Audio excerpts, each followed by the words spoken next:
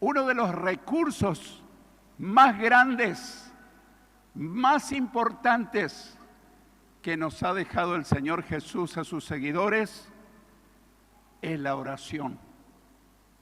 La oración es un recurso realmente impresionante, lo que puede hacer que Dios mueva su mano a nuestro favor, a favor de la necesidad de cada uno, o si oramos por otras personas. Con la oración podemos adorar a Dios, con la oración podemos alabarle, con la oración podemos darle gracias. Con la oración podemos confesar nuestros pecados, podemos pedirle perdón. Si no pudiéramos orar, no podríamos hacer todo eso. A través de la oración podemos pedirle lo que necesitamos cuando estamos faltos de algo, de salud, de economía, de trabajo, de bienestar en la familia. A través de la oración podemos orar, interceder por otros familiares y aún personas que ni siquiera conocemos para que el Señor obre en sus vidas. Dice la palabra de Dios que el Espíritu Santo les puede convencer de pecado. El Espíritu vino para convencer de pecado a cada ser humano y para poder ayudarle a acercarse al Señor. Con la oración podemos reprender los demonios y rechazarlos y ordenarles que se alejen de nuestra vida. Es un recurso extraordinario, más de lo que nosotros pensamos o imaginamos. A veces creemos que la oración es simplemente una práctica religiosa, ritualista. La oración del justo es muy poderosa y efectiva, dice la palabra de Dios. ¿Quiénes son los justos?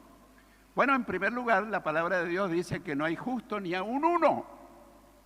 Pero cuando cada ser humano, por más pecador que haya sido, se acerca a Dios en el nombre de Jesús, reconoce su falta, sus pecados, le pide perdón y recibe a Cristo en su corazón como su Salvador, su Señor, Dios lo perdona completamente y lo declara justo ante los ojos de Dios.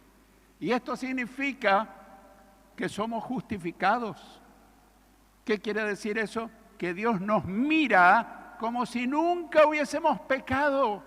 Esto desafía la lógica, la razón, el entendimiento humano. Imagínate que Dios te mire como si nunca hubieses pecado. ¿Cuántos cristianos viven autoacusándose, tal vez no conociendo que Dios le perdonó todos sus pecados y hoy está blanco como la nieve si en verdad se arrepintió? ¡Qué gran promesa! Elías era un profeta de Dios, pero no por eso era más que nosotros. Dice la Biblia que Elías era un hombre con las limitaciones semejantes a las nuestras, pero oró con fervor para que no lloviera y durante 3 años y 6 meses no llovió sobre la tierra. ¡Qué llamativo! Después volvió a orar y el cielo dejó caer su lluvia y la tierra dio sus frutos. ¿Qué nos está hablando? Que aún un hombre con limitaciones, cuando ora con fe a Dios, Dios escucha y responde. Este pasaje está en Santiago 5, versículos 16 y 18. Precisamente porque la oración es tan importante en la vida de un cristiano, Jesús enseñó sobre el tema que necesitamos orar siempre. Necesitamos orar siempre, continuamente. No solamente cuando estamos pasando momentos dramáticos, momentos difíciles, sino todos los días, y si fuera posible, todo el día. La capacidad de oración determina la calidad de vida espiritual que tengamos. Si vos querés un termómetro para medir tu vida espiritual, observa tu tiempo de oración y la calidad y profundidad de tu oración, y eso va a hablar a las claras de tu nivel espiritual. Porque a veces decimos, fulano es espiritual, fulano no es espiritual. No lo sé, cada uno sabrá. ¿Cuánto tiempo pasás con el Señor en oración? ¿Cómo es la calidad de tu oración? Así que necesitamos orar siempre, no de vez en cuando. Precisamente el Señor habló a través de una parábola sobre este tema. En el Evangelio de Lucas, en el capítulo 18 y versículo 1. Lucas 18:1. Estoy por leer de la Reina Valera contemporánea. Lucas 18:1 dice: además, Jesús les contó una parábola en cuanto a la necesidad de orar siempre y no desanimarse. Hay varias cosas que tenemos que ver en este pasaje. En el capítulo anterior, Jesús estaba enseñando. Su vida y su ministerio se caracterizó por ser un maestro. A él no se lo conoce como el predicador, sino como el maestro. Vivía enseñando. Y en el capítulo anterior estaba enseñando cosas muy profundas acerca del reino de Dios. Por eso comienza este versículo diciendo: además de lo que estaba enseñando en el capítulo anterior, Jesús les contó una parábola. Una palabra que aparece con frecuencia en el Nuevo Testamento. Pero ¿sabemos lo que realmente es una parábola? Una parábola es una comparación, es una historia, es una narración de algo que conocemos para enseñarnos por comparación o por contraste una profunda verdad espiritual que el Señor quiere que aprendamos. De algo conocido para enseñarnos algo desconocido. Así que les contó a través de una parábola en cuanto a la necesidad de orar siempre y no desanimarse. No dice que la oración sea una opción, no es una sugerencia, es una necesidad del cristiano de orar. Algunos comparan que la oración es como la respiración. ¿Qué pasaría si dejaras de respirar unos minutos? 5 minutos tal vez, otros tal vez lleguen a mayor tiempo, pero finalmente morirías por falta de oxígeno. Hay cristianos que empiezan a morir espiritualmente por falta de oxígeno espiritual a través de la oración. La oración es comparada como la respiración en el orden espiritual. La necesidad de orar siempre. No cuando estamos pasando momentos críticos, siempre, todos los días, continuamente. Y de no desanimarse, de no desmayar, dice otras versiones, pero para nuestro entendimiento una persona se desmaya cuando pierde su conocimiento. Entonces es más propio decir, y no desanimarse. ¿Por qué nos desanimamos a veces en cuanto a la oración? Por varias causas. Porque la respuesta tarda en llegar. ¿Te habrá pasado que oraste y no llega la respuesta? A veces la respuesta es inmediata, a veces pasa un tiempo. El Señor me contestó algunas oraciones a los 20 años, otras a los 25. ¿Qué estuve haciendo todo ese tiempo? Orando. Porque a veces el Señor prueba nuestra capacidad de orar y perseverar en oración. Tal vez oraste muchas veces y la próxima oración ocasionaría la respuesta del Señor y quizás abandonaste la oración. ¿Por qué nos desanimamos? Porque no oramos con fe. La oración sin fe no tiene ningún efecto. La Biblia dice que no se puede agradar a Dios sin fe. Sin fe no podemos agradar a Dios. Porque el que se acerca a Dios debe creer que Dios existe y que es galardonador de los que le buscan. Hebreos 11:6. Sin fe no podemos orar. Podemos orar, pero no causará ningún efecto. Y si tenemos fe y no oramos, no pasará nada. Porque no oramos con fe, podemos desanimarnos. Porque no somos perseverantes. Y la Biblia dice, oren sin cesar, continuamente. Nuestra naturaleza caída no quiere orar, pero nuestro espíritu sabe y desea que quiere orar, pero no obstante necesitamos la ayuda del Señor. Porque el Señor tiene su tiempo. A veces nosotros estamos acostumbrados a vivir en un momento de la historia donde todo es instantáneo. Pero Dios prueba nuestra fe y nuestra perseverancia si nosotros permanecemos orando. O porque nos da algo diferente a lo que pedimos. Te habrá pasado que pediste algo y el Señor te dio algo diferente. Y en algunos casos alguien reniega, pero Señor, yo no te pedí esto. Pero el Señor siempre te va a dar algo mejor de lo que pedís. A veces te va a dar lo que pedís, pero el Señor quiere darte lo mejor. Y por eso muchas veces dice, bueno, yo le pido una cosa y el Señor me da otra. Dale gloria al Señor, dale gracias, porque el Señor sabe lo que necesitas. ¿Por qué nos desanimamos? Porque no tenemos respuesta, porque a veces estamos mal ante Dios. No estamos bien, no estamos llevando una vida de obediencia, una vida consagrada. Y la única respuesta a la oración, cuando nosotros no estamos bien delante de Dios, esa es la oración de confesión. Si estás en pecado, no le pida a Dios nada porque no te lo va a conceder, ni te va a escuchar. Pero la única oración que Dios escucha cuando nosotros estamos mal, estamos en pecados, estamos en falta, es la oración de confesión.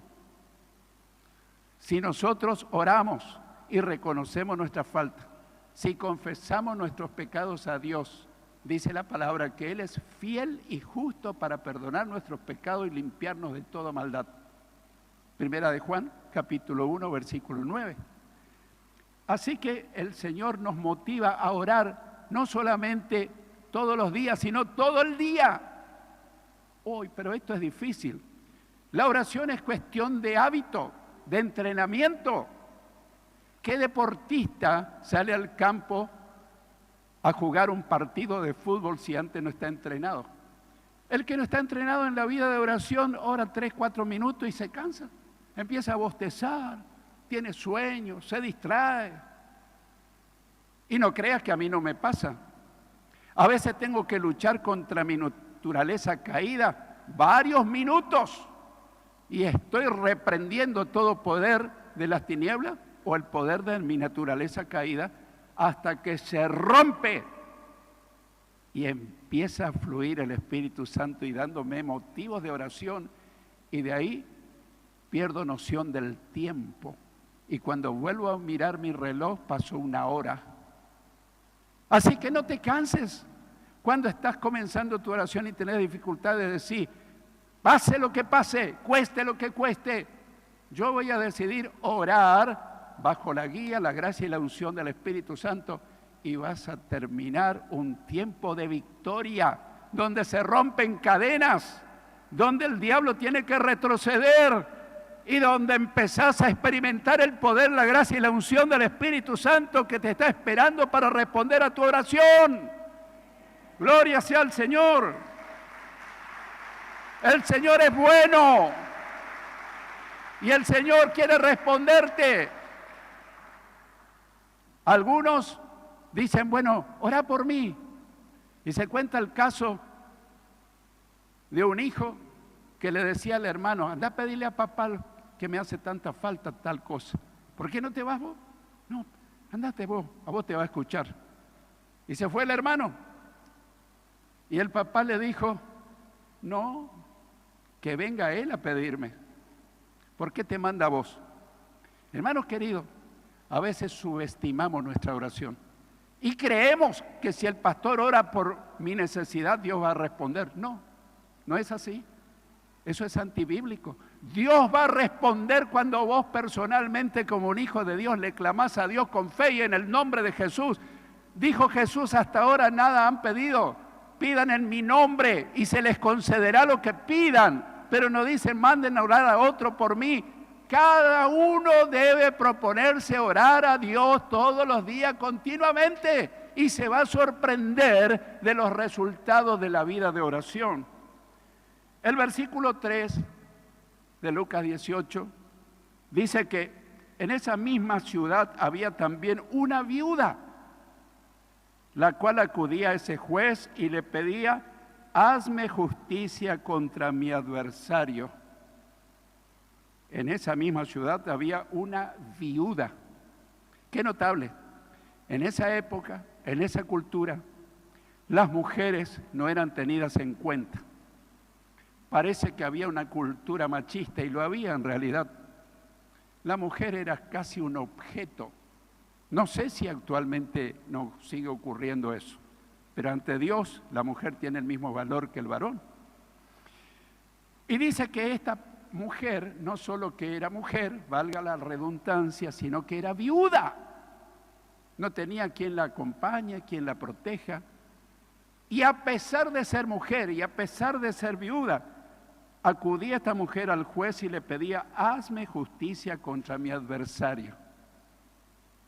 Y yo no sé, no dice el texto bíblico cuál era su problema, pero era obvio que tendría que acudir a un juez, que ella pretendía que un juez debe ser justo, debe actuar en el temor de Dios, debe actuar en respeto a los seres humanos, pero lamentablemente en este caso no ocurría eso. Los versículos 4 y 5 dicen que pasó algún tiempo y el juez no quiso atenderla, pero después se puso a pensar: aunque no temo a Dios ni respeto a nadie, esta viuda me molesta tanto que voy a hacerle justicia, no sea que siga viniendo y me agote la paciencia. Es casi humorístico el cuadro que está describiendo el Señor. Pero meditemos en estos versículos. Dice que por algún tiempo el juez no quiso atenderla. Algunos comentaristas dicen que tal vez este juez estaba esperando soborno, que la viuda le ofrezca dinero, pero esas cosas no ocurren ni ocurrieron nunca en los jueces, ¿no es cierto? Bueno, estoy hablando con humor. Pasó algún tiempo y el juez no quiso atenderla, cuando debería haberla atendido del comienzo. Pero después se puso a pensar, y uno se pregunta: ¿por fin el juez empezó a pensar en la viuda? No, el juez no pensó en la viuda. El juez pensó en sí mismo. Se puso a pensar: aunque no temo a Dios ni respeto a nadie, esta viuda me molesta tanto que voy a hacerle justicia, no sea que siga viniendo y me agote la paciencia. ¿En quién estaba pensando el juez? En él mismo. ¡Qué egoísmo! ¡Qué egoísmo! Se puso a pensar. Y esa viuda dice que lo molestaba tanto. ¿Por qué? Porque iba día tras día, tras día, tras día. Y sabes que una gota, se ha comprobado, una gota de agua, al caer sobre una roca y dejar que pase el tiempo, una gota de agua puede perforar las cosas más difíciles. La oración perseverante hace cosas que ni siquiera te podés imaginar en tu vida, en tu familia, en tu trabajo, en todas las cosas, porque es el gran recurso que ha dejado el Señor para sus seguidores. Y Él es un ejemplo de hombre de oración. Todo el día estaba ministrando gente, dándoles de comer, enseñando, multitudes lo rodeaban. Y uno dice: ¿y no se habrá cansado? Yo creo que sí. Él era Dios totalmente, pero era humano totalmente, algo muy difícil para la razón humana. Pero dice que se apartaba a la montaña y se iba a orar, y a veces pasaba toda la noche orando. ¿Cuándo dormía?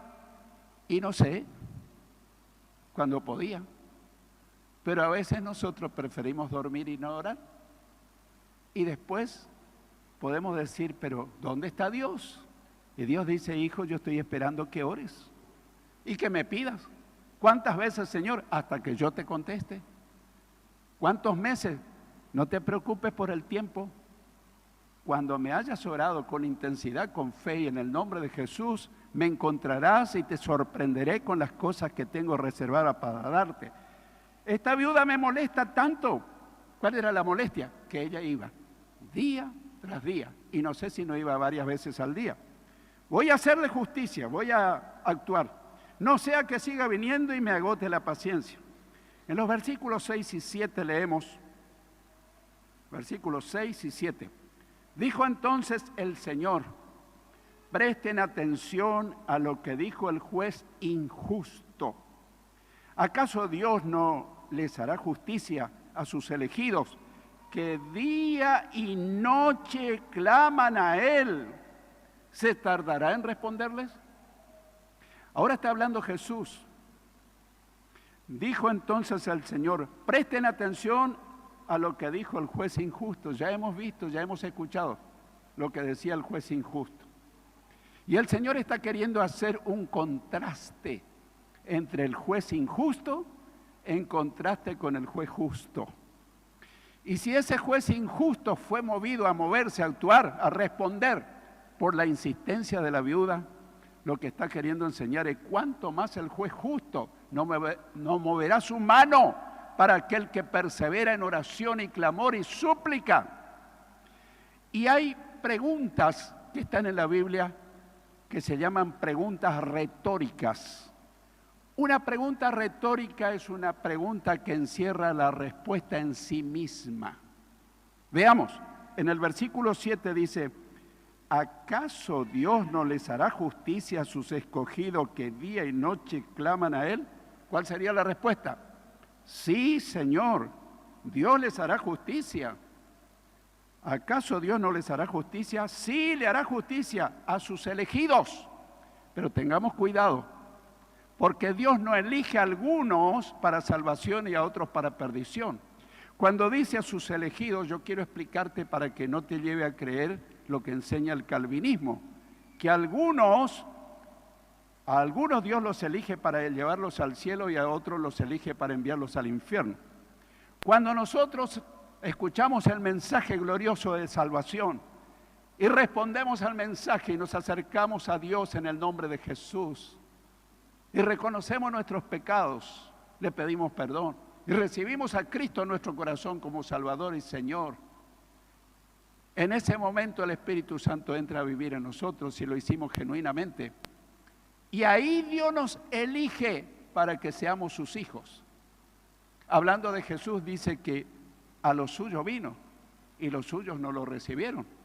Pero a quienes lo recibieron y creyeron en Él, les dio el privilegio de ser hechos hijos de Dios. Ahí nos elige como hijos de Dios cuando nosotros, con nuestro libre albedrío, decidimos aceptar a Cristo en nuestro corazón y seguirlo.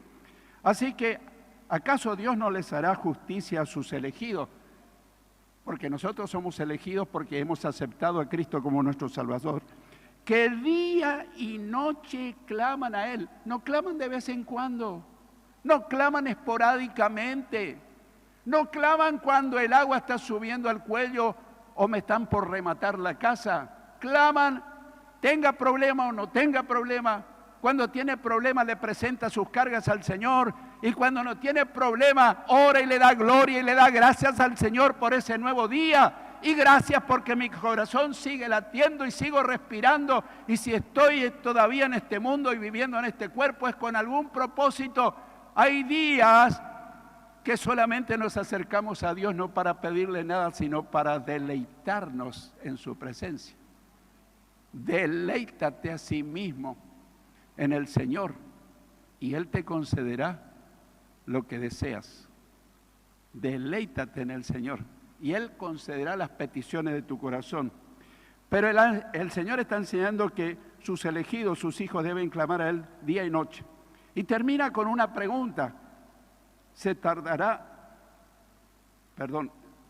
Termina con una pregunta en el versículo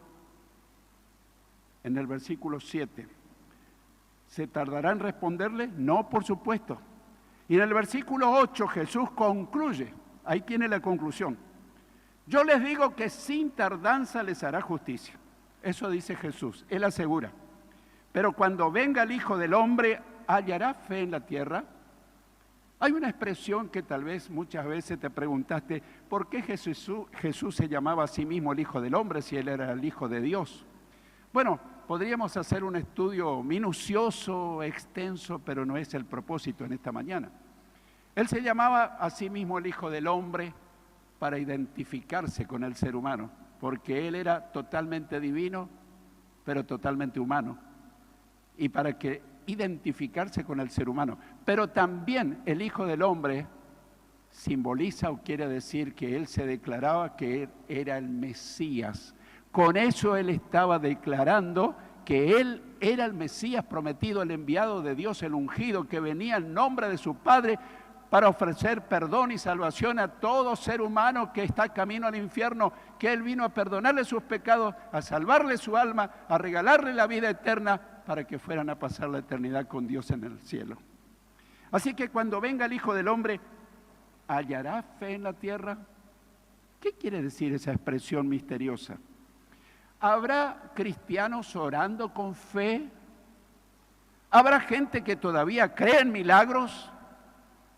¿Habrá gente que todavía cree que la oración puede hacer que la mano de Dios se mueva y responda a nuestra oración?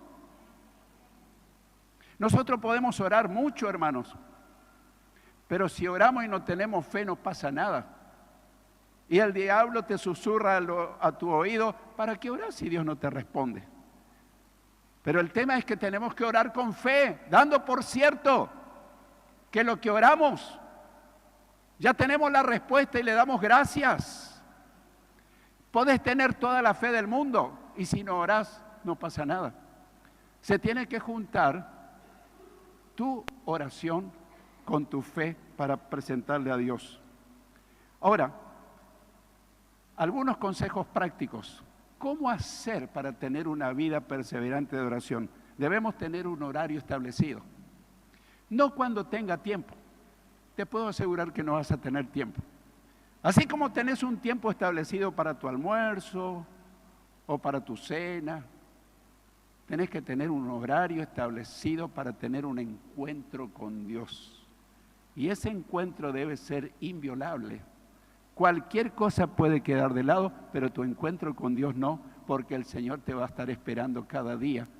Ya sea a la mañana temprano, que es un buen horario, o a la tarde, o a la noche, o en los 3 horarios, si fuera posible. Daniel oraba 3 veces al día.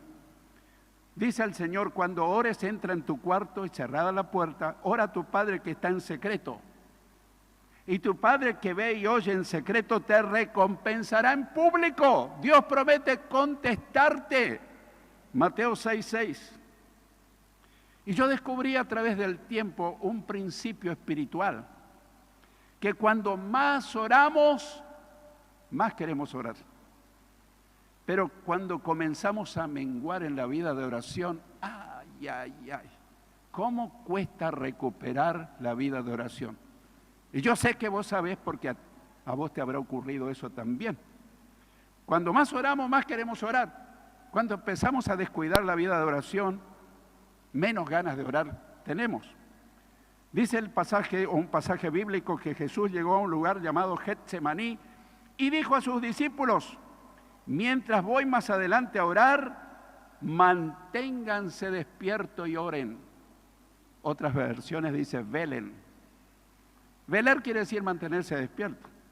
Luego vino y los halló durmiendo y les dijo, así que no han podido mantenerse despiertos y orando ni siquiera una hora. Quiere decir que el Señor esperaba que oren una hora. Pero Él oró 3 veces una hora. Manténganse despiertos y oren para que no caigan en tentación. El espíritu está dispuesto, pero la carne es débil. Frente a una tentación, ¿qué haces? La palabra de Dios dice que frente a una tentación, cualquiera sea, tenés que acudir a Dios y pedirle ayuda, que Él te fortalezca para resistir la tentación. Otra vez fue y oró diciendo, Padre mío, si no puede pasar de mí esta agonía sin que yo la beba, hágase tu voluntad.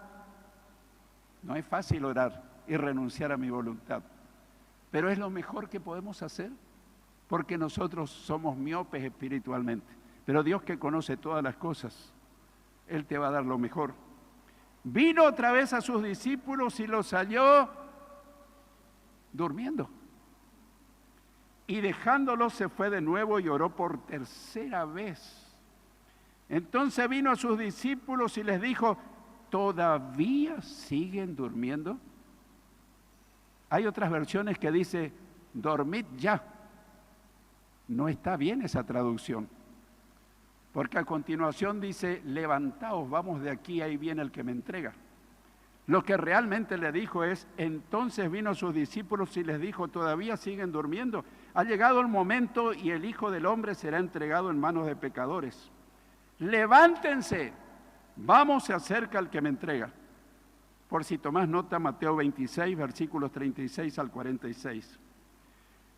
La oración demanda entrenamiento, como dije hoy. Si no estás entrenado para orar, te va a costar muchísimo llevar una vida de oración. Pero el entrenamiento se hace despacito, cada día un poco. Si estás orando 5 minutos, tenés que orar 10. Si alcanzaste 10, orá 15. Si alcanzaste 15, proponete orar media hora. Por decir algunos ejemplos. La oración demanda entrenamiento. Si no estamos acostumbrados a orar, nos costará mucho orar. Va a ser algo tedioso, aburrido, pero cuando estás entrenado, se convierte en algo deleitoso estar en la presencia de Dios, porque empezás a percibir su voz y su presencia. Debemos pedirle ayuda al Espíritu Santo. Yo cada día cuando tengo mi tiempo de oración, lo primero que hago es pedirle ayuda al Espíritu Santo. La palabra de Dios dice, y de igual manera el Espíritu nos ayuda en nuestra debilidad. Pues ¿qué hemos de pedir como conviene? No lo sabemos, pero el Espíritu mismo intercede por nosotros con gemidos indecibles. Pero el que escudriña los corazones sabe cuál es la intención del Espíritu, porque conforme a la voluntad de Dios se intercede por los santos. Romanos capítulo 8, versículos 26 y 27. Hermanos queridos, quisiera concluir con algo contundente. Nunca vamos a ser cristianos de oración a menos que tomemos una decisión. No es que un día de esto el Señor me va a ayudar a orar. No funciona eso. Yo tengo que decidir ser un cristiano de oración ferviente. Pero quiero darte también una mala noticia. Toda tu decisión de orar sin la ayuda del poder de Dios no vas a poder lograr tu objetivo. Y Dios, teniendo todo el poder para ayudarte, no va a tomar ninguna decisión a menos que vos y yo lo decidamos y se junte nuestra decisión, pidiendo ayuda al Espíritu Santo y nuestra decisión con el libre albedrío que el Señor nos concedió y el poder de Dios. Y te vas a comenzar a convertir en un hombre o una mujer de oración ferviente. Y van a empezar a suceder cosas que te desafían la lógica. Yo no quiero hacer alarde de mi vida de oración, pero me ha tocado días en que tenía muchísimas cosas que hacer. Y yo dije, no me va a sobrellevar la mucha actividad. Tengo que estar con el Señor. Y era ir al centro con vehículo difícil. ¿Dónde conseguís un lugar? Señor, para ti todas las cosas son posibles. Tenía que estacionar frente a un banco. Imposible.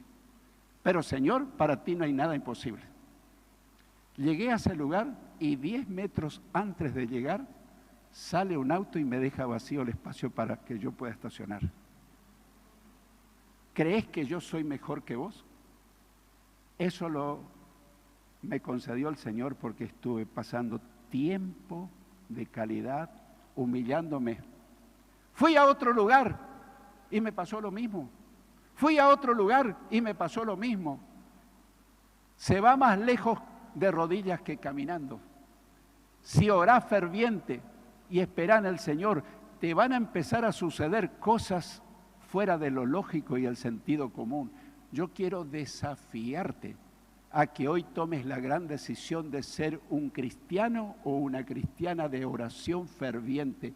No te conformes con menos, porque tu vida espiritual va a ser una vida mediocre, débil, frágil, vulnerable.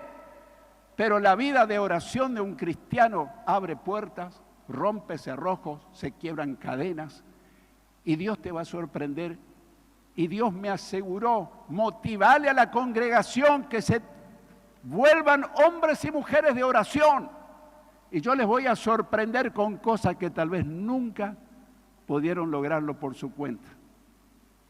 El que tenga oídos para oír, que oiga lo que el Señor nos está hablando.